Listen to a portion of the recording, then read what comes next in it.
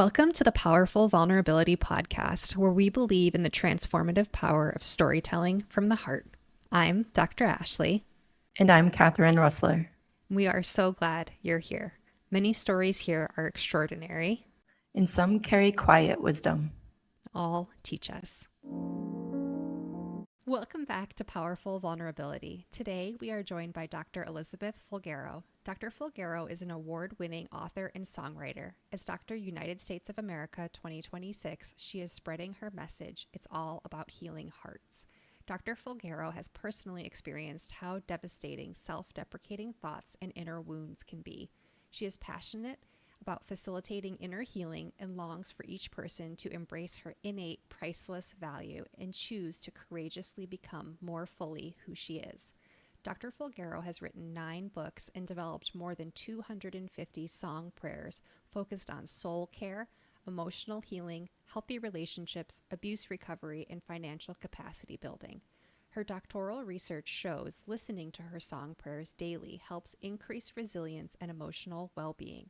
Dr. Fulgaro is also a certified financial planner and professional financial coach. A special emphasis of her work is with military and veteran communities. She and her husband have 3 adult children. In her free time, she enjoys long walks in the countryside, needlepointing, and visiting European foreign exchange connections who have become family. Welcome, Elizabeth. We are so glad you're here. Thank you so much for inviting me to be here. I absolutely love the focus of your podcast. It's super thank you. important. Yeah. Thank you. Good morning, Dr. Elizabeth. It's Good really morning, wonderful to Catherine. meet you. I'm really pleased to be here. Oh, wonderful. Can you tell us about the Dr. United States of America pageant and your message as Dr. United States of America 2026? Thank you for asking. Pageantry is not something that I ever thought I'd be involved in. Part of it was stereotypes that I held against pageantry and making assumptions about those who were participating in it, for which I deeply express regret and say I'm sorry. But in my healing journey of discovering I had self-hatred, and I think that's an important point to make, right? I was self-critical. I was constantly beating myself up in my thoughts. You're not good enough. You're incompetent. You're a loser. We each have words. And I'd been doing that since I was a youngest child. And I could not accept compliments because I didn't believe them. And I hid from having photos taken because I really didn't want to be seen. And part of my spiritual journey with God was saying, why do I have no joy? But I have peace. I have peace, but I have no joy. And he led me on this healing journey where part of it was 10 years ago, him showing me very clearly that those weren't just thoughts against myself. I was hating myself.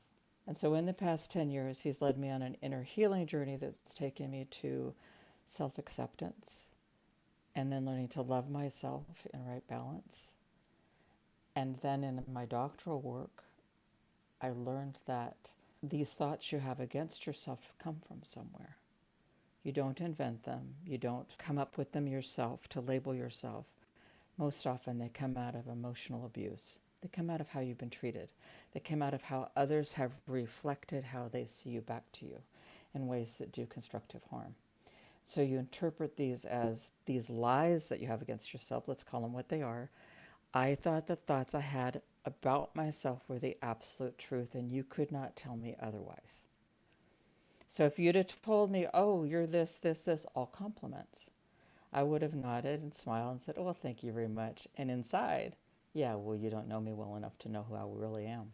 So you come through this journey of self-acceptance to self-love, and it's only from that foundation that you can begin seeing injustices and abuses, and you can begin standing for what is right in balance.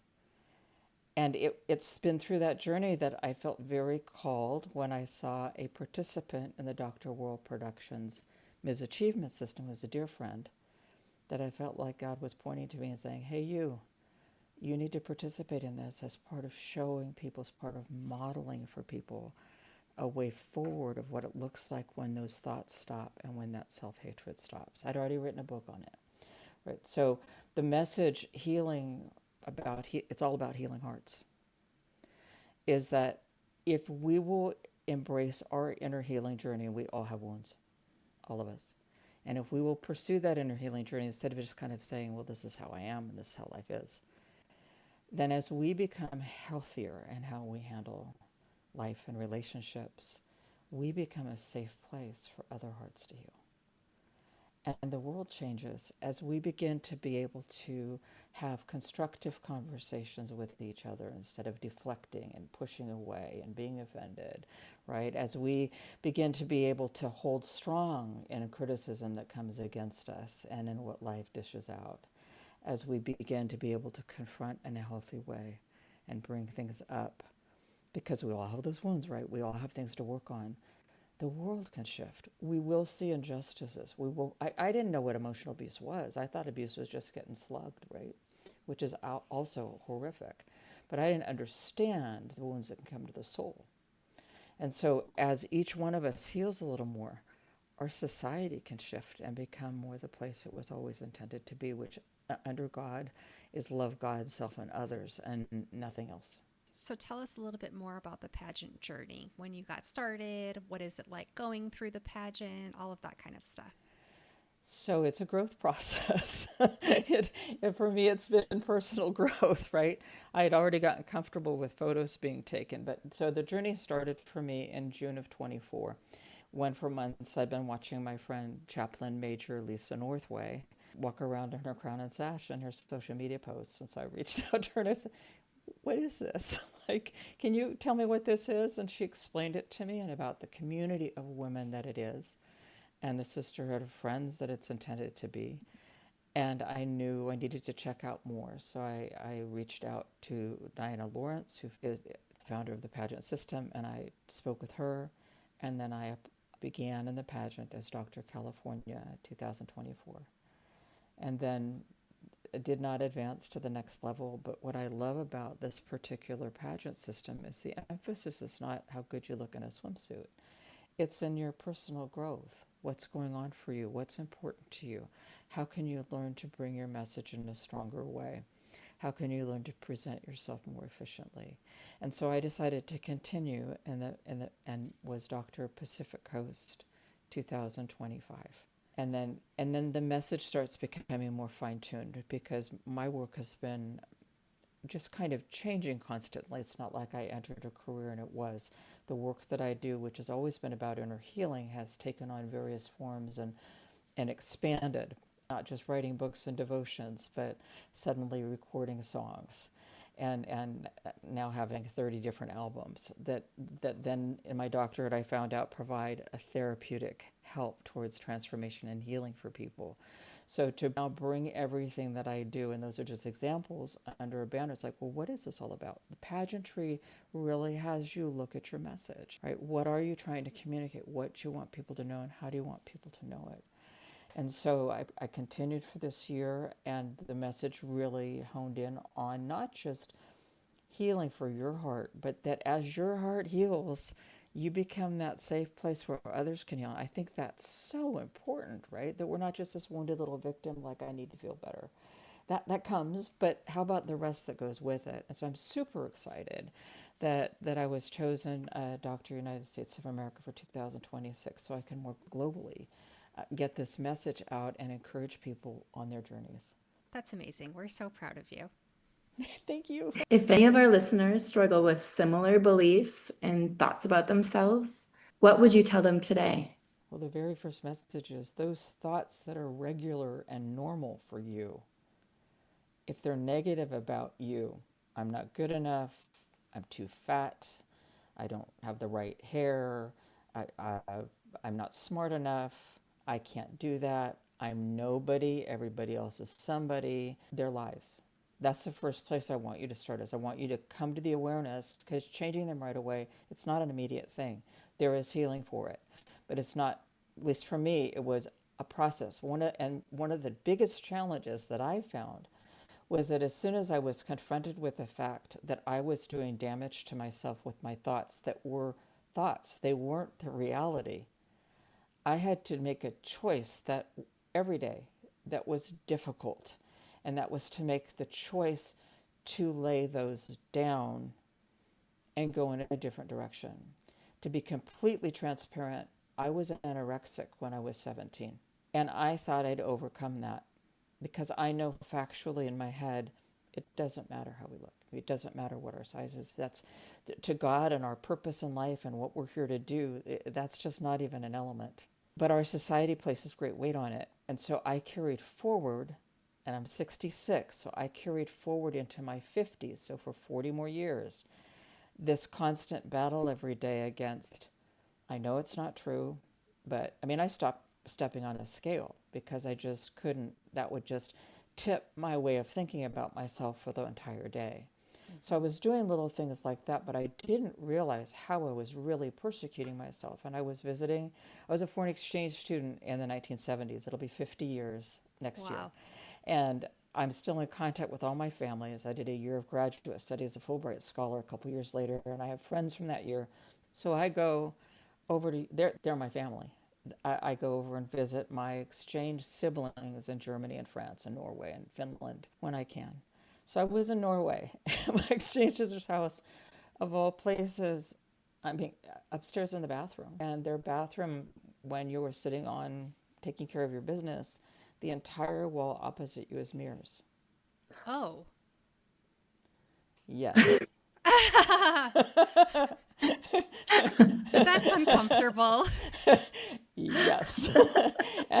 and you're a guest and you kind of got to take what they got, right? So suddenly in that space, I'd been there before, but the thoughts were coming against, oh my gosh, I can't believe how you look. And oh my gosh, look at those folds that you have along your waist. And oh my goodness, this, that. And then I'd been asking God to help me. He'd already been showing me other places in the journey that I was doing damage to myself. So I was ready for him to kind of just plant this thought in my head, you hate yourself.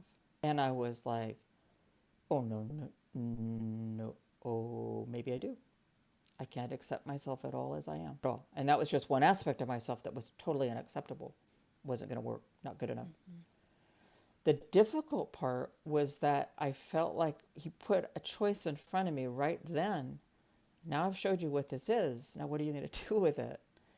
Are you going to stay here? Well, I'd asked him to heal me, and now I knew that these were not the right way of thinking and that they were not true, and that I was spending a whole heck of a lot of energy and time with my head in this spot every day. So the hardest part, and that's why I would encourage your audience, it's like, be patient with yourself, be kind to yourself, right? Because these thoughts have been there a long time, and what happens is you've built a structure, a literal structure of thoughts that are part of your identity, and you live in that. This is the lens, and you see your life through this structure of thoughts. So my entire grounding and foundation for who I was, a part of it wasn't my whole identity, but a part of it was, you are incompetent, you are not good enough, you are nobody, you are fat. And I felt like I was fat when I became anorexic. I felt like I was fat when I'm 5'9", when I was 110 pounds, and I had lost so much weight that I'd stopped menstruating at the age of 17. Wow. So it's subjective. Yeah. And it's defined by a fickle society. It's not even real, right?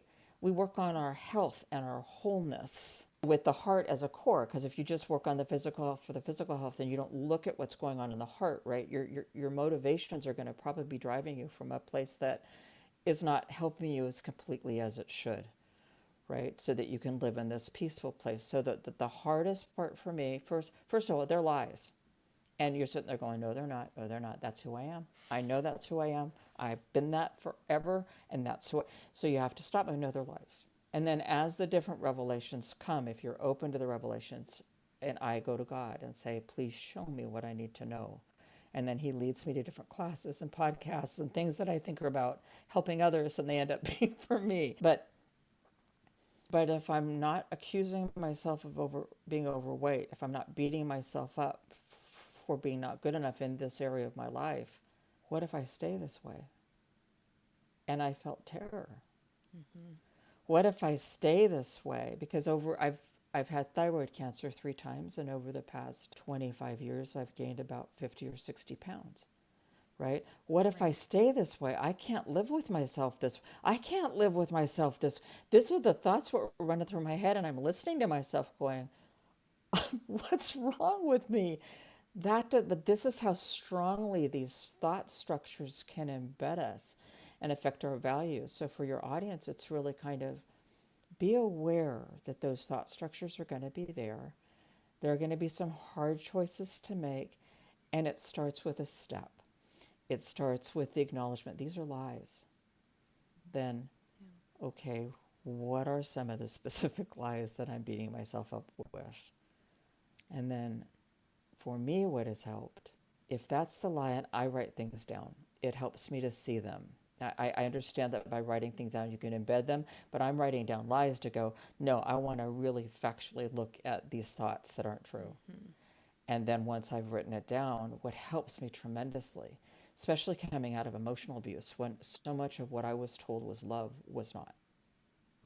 If that's the lie and that's my normal, what's the truth?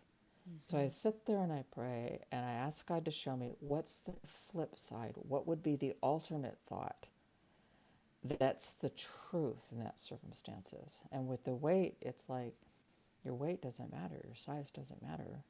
What matters is your heart. And that, yeah, pursue wholeness. Pursue wholeness in mind, body, spirit. But when your life is over and you're in a coffin, right? Does anybody care what size you were? Is that the first thing that's on their mind? Do they care how big your nose is? I do not think so. No. No, and that's where it was where I started, and I wrote about this whole journey in my book, and the book's called Learning to Love, Not Loathe Me. And the idea of that book is that I'm telling you my story. I'm going to be right there up front with all the ugliness of it, right? All the little pieces that should be embarrassing. Now, here you go. And then, but the whole idea of sharing that with readers is because I found that the readers then can find their stories in mine. It's not identical, but when I tell part of mine, they write part of theirs in the margins. So if that helps, first thing, identify the lie. Next thing is kind of look for truth and be kind to yourself along the way. So when these thoughts then come into your head, how do you reframe them? Saying these are lies is the first step. And the second step is how do you decide what the truth is and fill your head with that instead? For me, it comes through my faith. Okay. And wonder of what I've experienced are two concepts. The one concept which changed my life in the 90s and continues to, everything in my life that I'm about kind of comes from this moment and this place. And that is when everything in my life was falling apart. I had too many obligations. I had 3 small children. My husband wanted me working full time. I was in a job that was 60 to 80 hours a week. Oh my God. And I couldn't do the 60 hours a week because I wanted to be present to my children, and all my time management skills, which I thought I was pretty good at, they didn't work anymore. None of the training worked. And I'd heard that God talks to us. I heard that he had the plan for my life. And so I just said, nothing is working. I make my lists every day, and a lot of my projects for my clients, I was doing full-time financial advisory at the time. The proposals would take 8 to 10 hours in a block. You had to keep your thoughts about you. I didn't have blocks of time. I had 40 minutes in a piece. So, but then I would find out all these 8 priorities I had that I thought had to be done that day based on logic. The next day, some of them would fall off. They didn't have to be done that day. I needed to know which to do. I needed to know where to focus. And so I just said to God, if you'll teach me how to hear your inner nudges, I'll follow you. I just surrender my will. I'll do yours because you know the plan. I don't. Let's go. That process of learning, that changed my life. And it led me to the place of hearing those nudges when he'll say to me, hey, you hate yourself. Hey, here's that idea for you. And then I'll sit with him and say, here's the lie. How do I reframe that? But what really is a catalyst, catapults, what really assists in that process for me is he had friends pray over me to start developing songs that are, another word for them would be worship, but they're not ones that people are using in church. People started using them like me and developing them alone. You're kind of alone with God. and you're just listening, and all my lyrics talk to him. They don't say he is, they say you are. Mm-hmm. And in what's happened is when I just sit there with the songs and they run, you are, those lyrics push away. They don't leave room in my mind for all the negative thoughts that are there. Mm-hmm. And they create this space where I'm focused on God and his attributes and his promises, but I'm also open. So the word that I use is it creates this liminal space, literally this space between heaven and earth, literally this space between the physical and the spiritual. Mm-hmm. And there God imparts to me truth. Like what I'm struggling with, I'll have a thought download that I recognize is from him. He's never going to talk to me in a way contrary to his character. He's never going to give me a thought that makes me feel guilty. He might point out something and say, hey, you might do this way next time, or right, but he's not going to go, you scum, he's just not going to do that. So if those thoughts come, I know they're not his, right? Right. So he's not going to talk to me in a thought that makes me think that I'm hated. He's not going to talk to me in a way that puts any shame on me.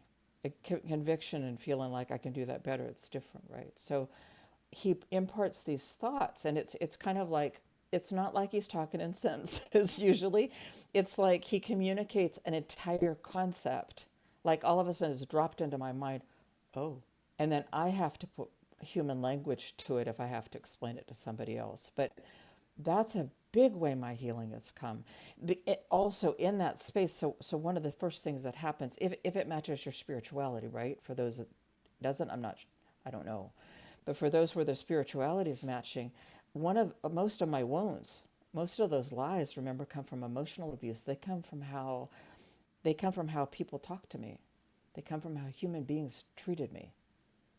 And if I'm there in that presence of God and I'm just in that space open to him, I'm not asking anything right then, right? I'm just open to him through the lyrics and looking at him through the lyrics, and the music's running around me, which helps the nervous system. Then what happens is I receive healing from him. Through his love, some of those wounds and those lies that were there, I begin to see things through a different view. I begin to see things through his view. And so the other concept that is, I don't know how else to explain it, but as I turn to God and say, I'm going to choose to love you and get to know, and then I'm using the songs, I'm getting to know him more, he helps me love myself. And then as I love myself, as I heal a little bit, what eventually happens, remember, I'm looking at him through the lyrics, right? And so what eventually happens is that as I heal enough, I begin to see a reflection of his love for every other person in his eyes along with me. And that helps me to begin to love, be ready to love others. And then I need to learn how to do that in an emotionally healthy way. Learn what anyway, it's this whole lovely, beautiful unfolding process that's wonderful. So I'm curious about your doctoral research around these song prayers. What did you measure? How did you do this? And what were your findings? We did a qualitative study, which means instead of statistics with a questionnaire, the idea and it was to really find out what the experience was of the participants. We needed the detail because there's not a lot of research in this field, right? And the reason I came into the research to begin with was because I was changing. I noticed people around me changing. I knew that one of my roles was to get this music into military communities, and I couldn't walk in and say, well, the Bible promises it's going to happen, and so it does, right? It's just not, I mean, it's like to any community, there needed to be some evidence-based research, so I wondered what would happen. My population was women veterans. Okay. There were 4 women.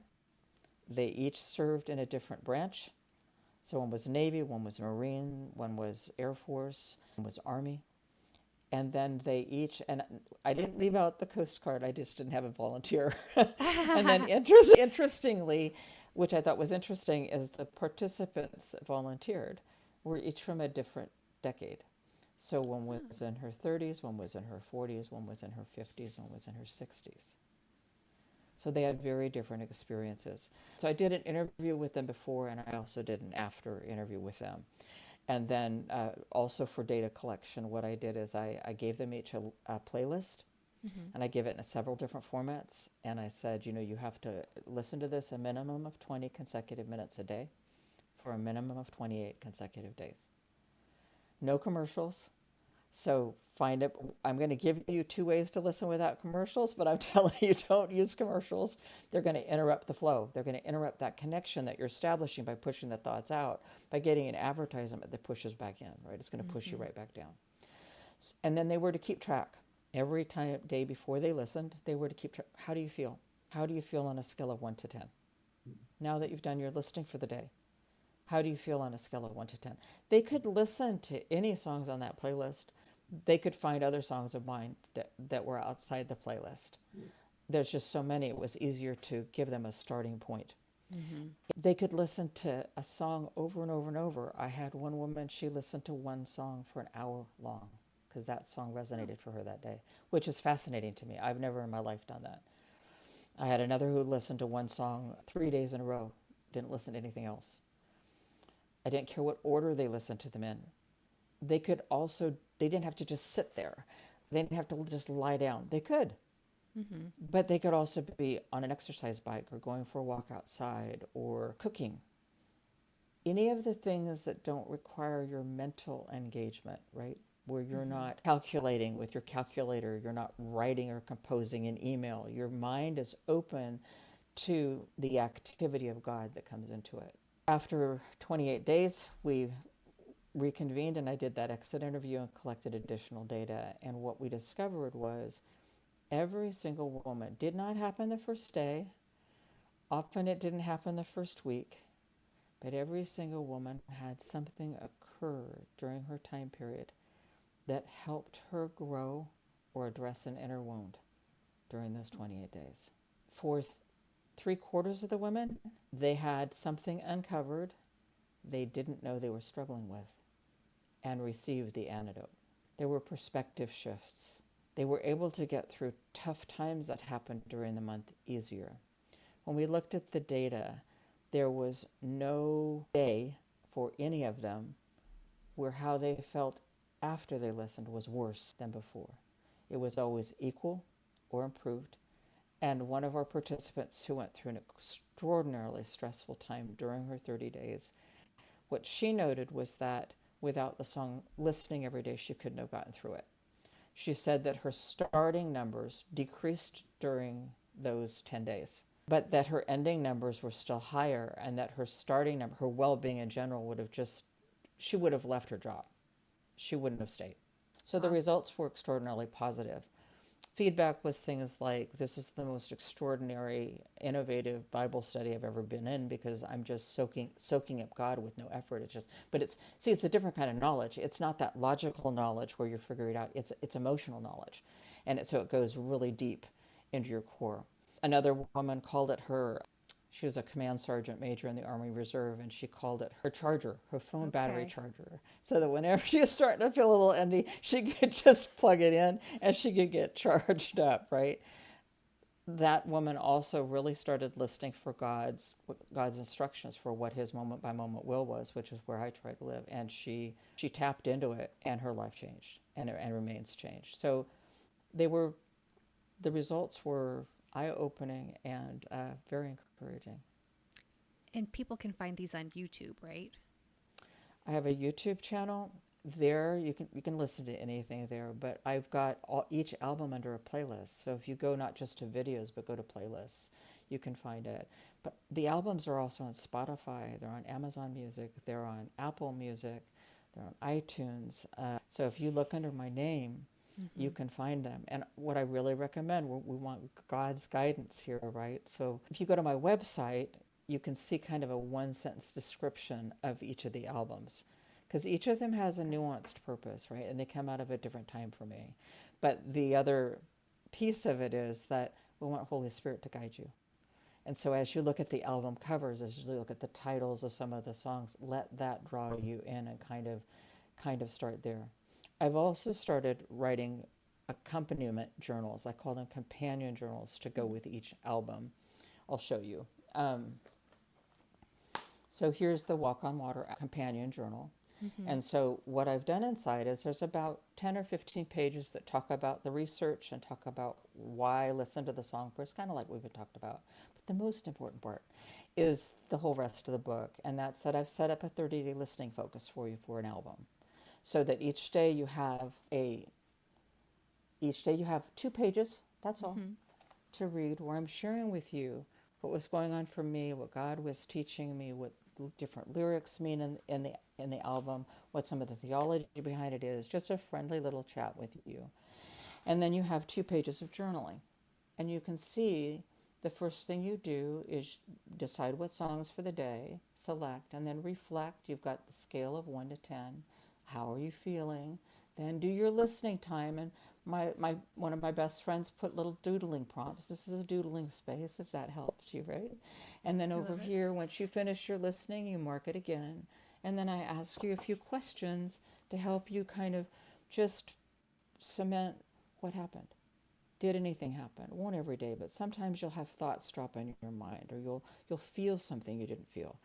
And so it gives you 30 days listening to a particular album to do that. I've got 3 are out. There's 27 albums, so 3 are out, and I've written another 5, and they're just not quite out yet, and I'm writing more. So that's another tool to really help you get the most out of this. And those are like on Amazon or? They're on Amazon right now. Eventually there'll be more in a store. Amazing. Can you tell us a little bit more about your most recent book, Learning to Love, Not Loathe Me? Yeah, I'd be happy to. I didn't plan on writing it because it's extraordinarily personal, right? It actually came out of a text message I was trying to write.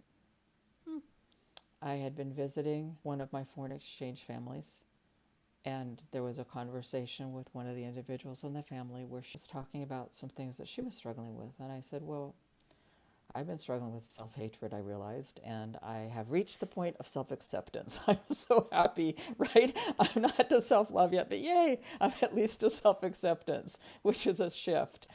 And she said, well, I struggle with that too. And I said, well, goodness, all right, well, what if we keep each other informed of our journeys, right? What if we share our journeys? And so we both had WhatsApp. And so I left home in France, and the next day was with my foreign exchange sister in Germany, and she invited me to this event that I thought, that sounds like something. It was called the Bible Danced, and I thought, well, okay, I don't know what that is, but that sounds interesting. Let's go. Well, at that event, I had a miraculous healing where something happened in one of the dances between God and me that I talk about in the book, where I woke up the next morning and all the bad thoughts were gone. Like the remaining bad thoughts that I was battling against, as best I could and replacing, they were just gone. And I wanted to let this other young woman know what had happened. So I went to type her a text message and realized that it wouldn't mean anything without background, because part of the miracle of it was not just that I was healed of the thoughts there, but I had realized that part of the root of my thoughts came through my family of origin and my growing up. Part of the thoughts came from a place of misinterpreting religion, where when I'd been 17, about an hour from where this miracle occurred, in 1976, 1977, I had pledged to God that for love of him I would hate myself. In other words, it was a false humility that I should lower myself, debase myself in order to glorify him. Now that isn't what he wants, like at all. But in 1976, in the fall of 76, that is on top of everything else that I had at home. That is what I did. And I had recognized that as one of my roots. I found it stunning that here I am in Germany, an hour away from that village, and I get the last piece of healing.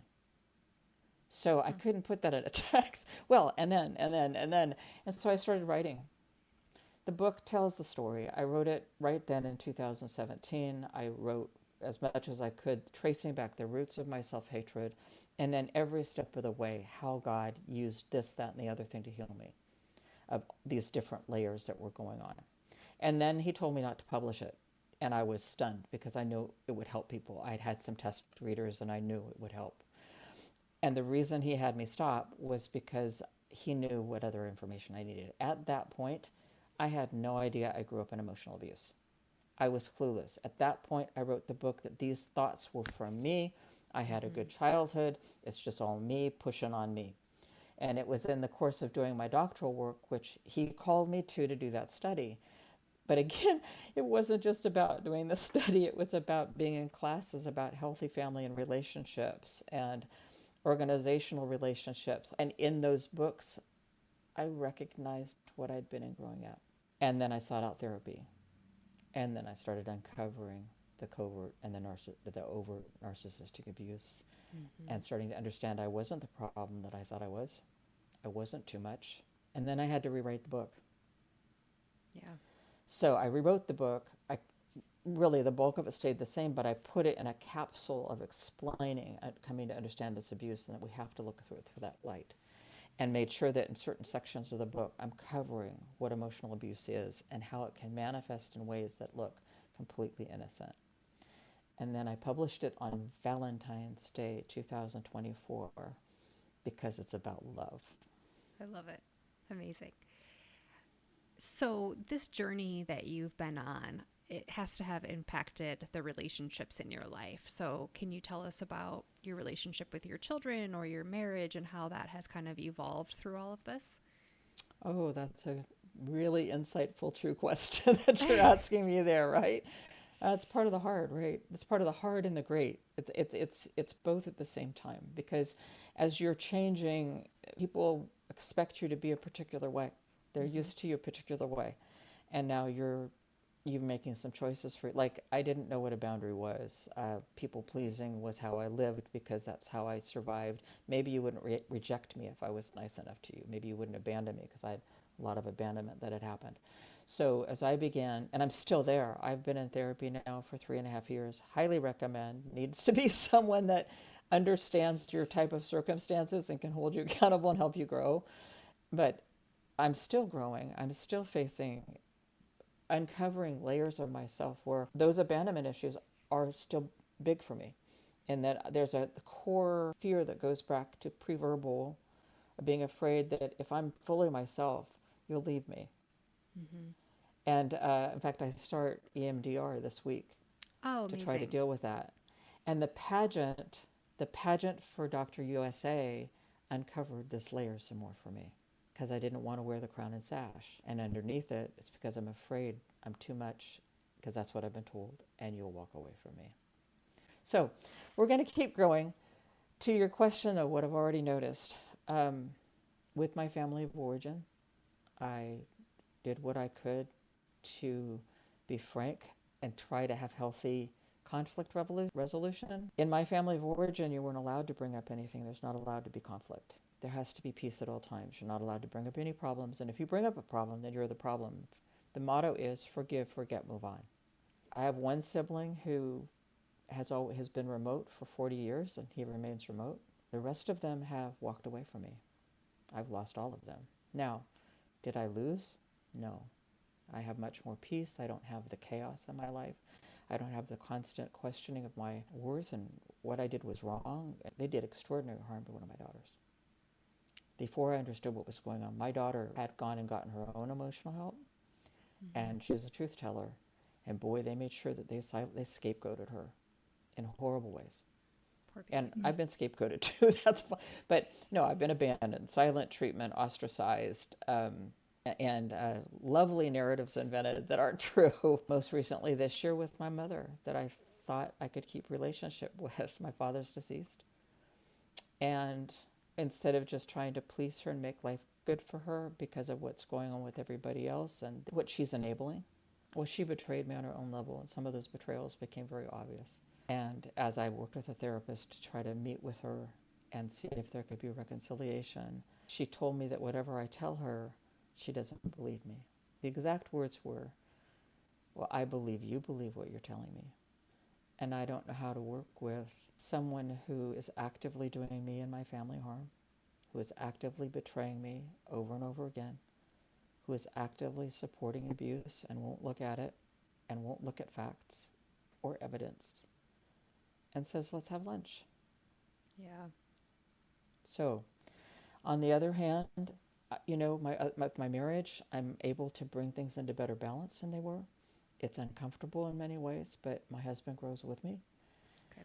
And with my children, it's improved the relationship substantially. And with I would say with friends, I'm having friendships now where we can just be, we're not triggered by each other, right? We can be frank with one another. Things can be brought up, but it's just, I can't even say how lovely it is. And you feel so much free and more grounded. It's like there's chaos all around you, and you can still have your feet kind of planted in one space. And it's a swirl, and you're just like, but I know who I am. I know what my role is. I know what my responsibility is, right? And it's freeing. It you I don't even know if there's words yet for how good it is, right? Very hard one. It's hard, and it's great. Yeah. Yeah, a space where you're safe with each other Yes. and can exist within that. Which brings us back to that, right? It's all about healing hearts. Mm-hmm.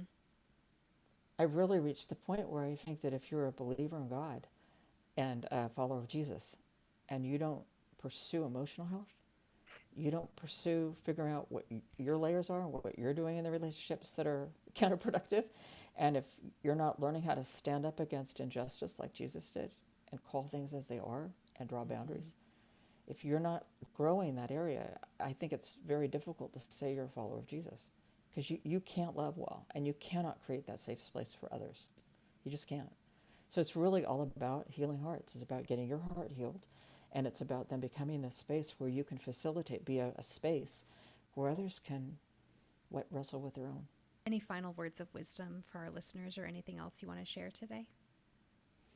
Well, I would love for your listeners to believe me when I say they have an innate worth that no one can take from them. They were born with an extraordinary intrinsic worth that's just there, and that it's become masked by lies. And just take that from me, right? Believe me on that, on faith, because I know that most of them are not going to believe it for themselves yet. And just ask God to help guide you on the journey. I have created a little card, though, that might be good to read, that I hand out, and I put a little crown pin with it. And what I've done is I've put some of these values into words using and actually Dr. Tajiri is the one who suggested putting a sentence in using each letter of the word crowned. So this is what I'd like to read to all of you. You've been crowned. You're crowned forever with beauty and honor. You're royal, belonging to God's family. You're an original of infinite value. You're worthy of respect, inclusion, and right treatment. Never give up. You're essential to all of us together. You're destined to live authentically and courageously in God's love, because indeed, you're beloved. I did an album while I was really uncovering the abuse in my family to give me courage to stand up. They're all song prayers to God. It's called Courage. There's a companion journal about that. Be courageous. Please choose to walk the hard journey of becoming more you, the way God made you to be. Be fully yourself, step by step, because we need you. Amen. Dr. Elizabeth, thank you so much for joining us in your powerful vulnerability today. Thank you for having me. Thank you for letting me share. It was an honor to have you. Thank you for sitting in powerful vulnerability with us today. I'm Dr. Ashley. And I'm Catherine. Make sure to like, follow, and subscribe to the podcast as your preferred app allows. See you on the next episode.